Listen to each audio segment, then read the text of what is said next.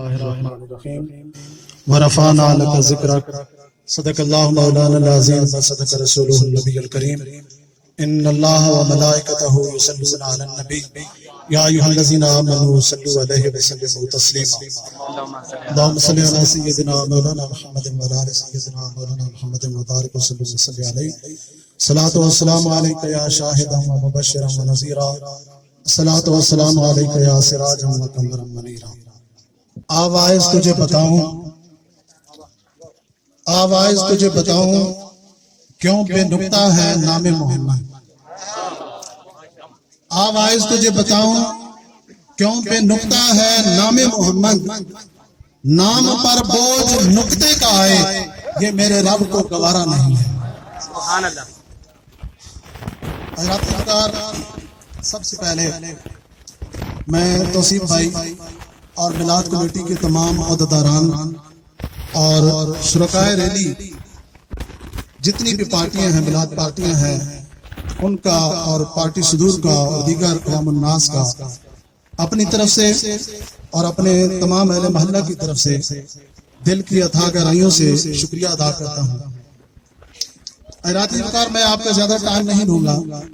جس آیت مقدسہ کو علماء نے بیان بنایا ہے اس کا ترجمہ سماعت فرمائیں۔ رب ذوالجلال ارشاد فرماتے ہیں وَرَفَعْنَا لَكَ ذِكْرَكَ،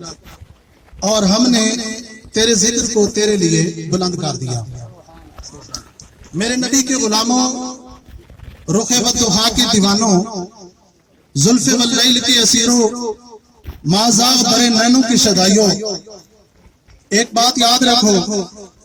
میں کہا کرتا ہوں، اکثر کہا کرتا ہوں اور یہاں بھی کہوں گا کہ دنیا کا کوئی بھی کام کرو تو عقل استعمال کرو۔ سیاست کرنی ہو تو عقل استعمال کرو، الیکشن لڑنا ہو تو عقل استعمال کرو، تجارت کرنی ہو تو عقل استعمال کرو، زراعت کرنی ہو تو عقل استعمال کرو، دنیا کا کوئی کام کرنا ہو تو عقل استعمال کرو۔ مگر اے غلامان مصطفیٰ، یاد رہے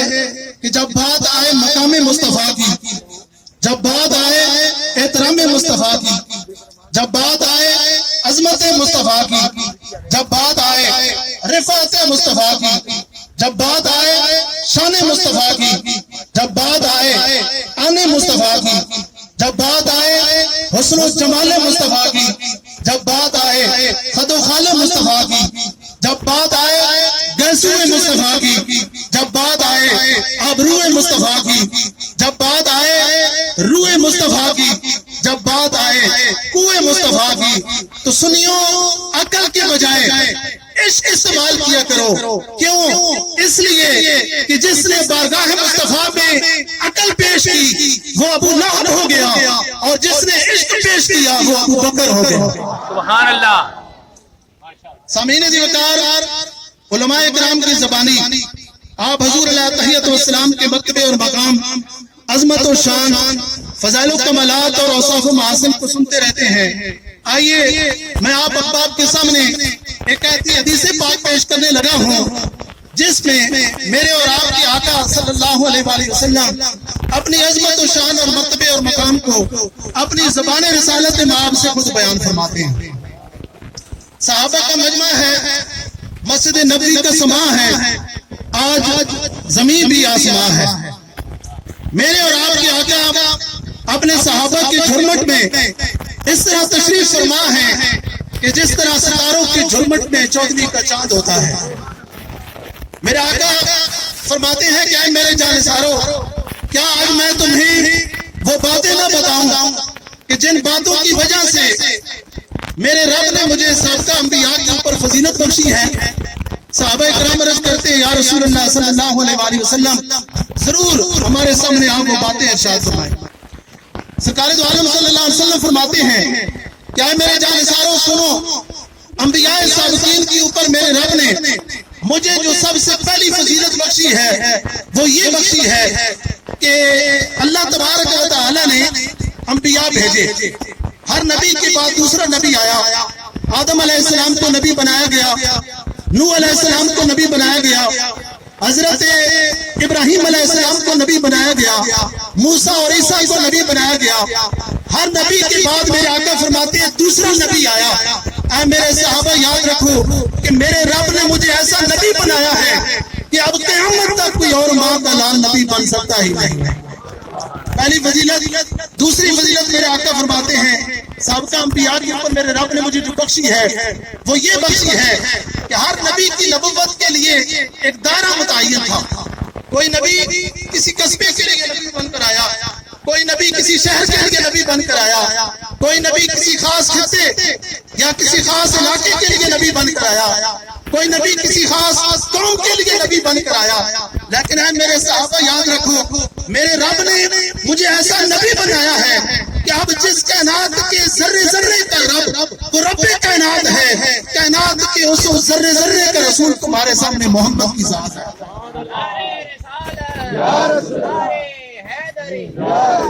تیسری فضیلت میرے آقا یہ فرماتے ہیں کہ سابقہ انبیاء کے اوپر میرے رب نے مجھے جو بخشی ہے وہ یہ بخشی ہے کہ قیامت کا دن ہوگا، حشر کا سامان ہوگا، بلا کی گرمی ہوگی، نہ دماغ ہوگا، نہ تیان ہوگا، نہ کسی کی جان میں جان ہوگی، نہ کسی کے منہ میں زبان ہوگی، نہ کسی کے منہ کی پہچان ہوگی، ہر پیغمبر خاموش ہوگا، نہ کسی نبی کو سفارش کی سعادت ہوگی، نہ کسی رسول کی طرف سے معاملت ہوگی۔ میرے آقا فرماتے ہیں کہ میرے صحابہ جب ساری مخلوقات کو نجات کی حاجت ہوگی اس وقت مجھے میرے رب کی طرف سے شفاعت کی اجازت ہوگی۔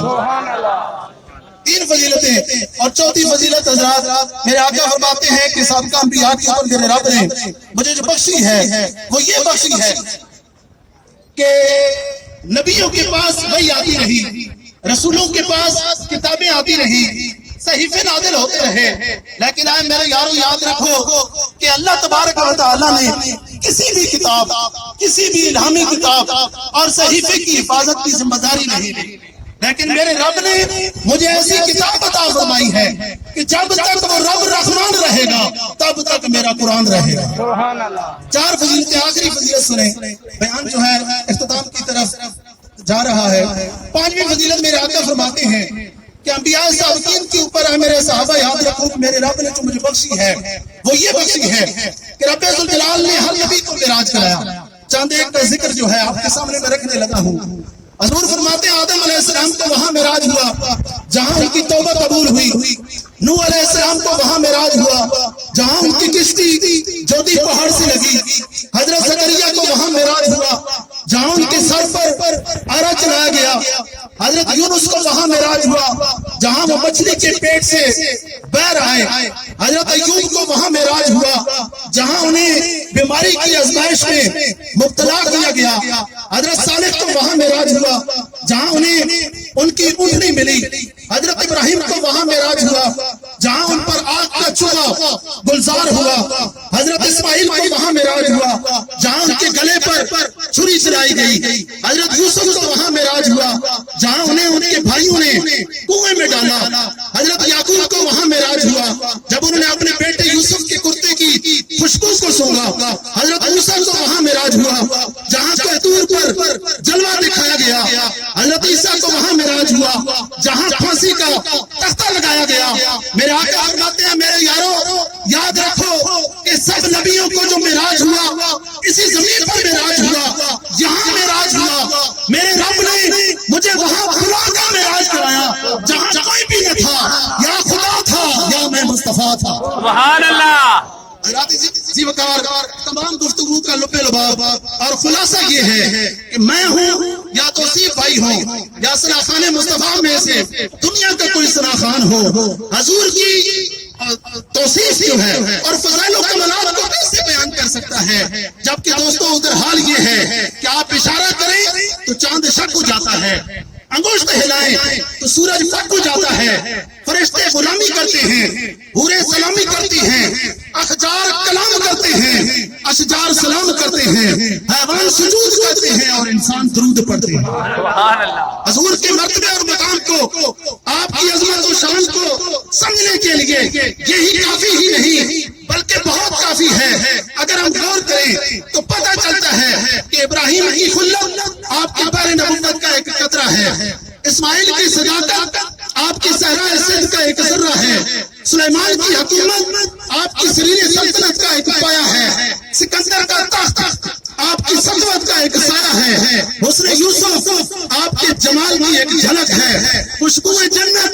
آپ کے پسینے کی ایک مہک ہے، داؤد کا نغمہ آپ کی ناز کا ایک مصرع ہے، لقمان کی حکمت آپ کے دفاتر کا ایک فکرہ ہے، ابو بکر آپ کے در کا خاک نشین ہے، عمر آپ کے چمن کا گلچین ہے، عثمان آپ کی کان حیا کا در زمین ہے، علی آپ کے خرمن علم کا خوش نشین ہے، حسن آپ کے حسن کی تصویریں دل نشین ہے، حسین آپ کے قرآن کی تفسیر مبین ہے، ابو حنیفہ آپ کے باہر کا در یمین ہے، اور شہنشاہ بغداد آپ کے فقر کا نقش حسین ہے۔ سبحان اللہ حضرات نے کہا یا رسول اللہ یا رسول اللہ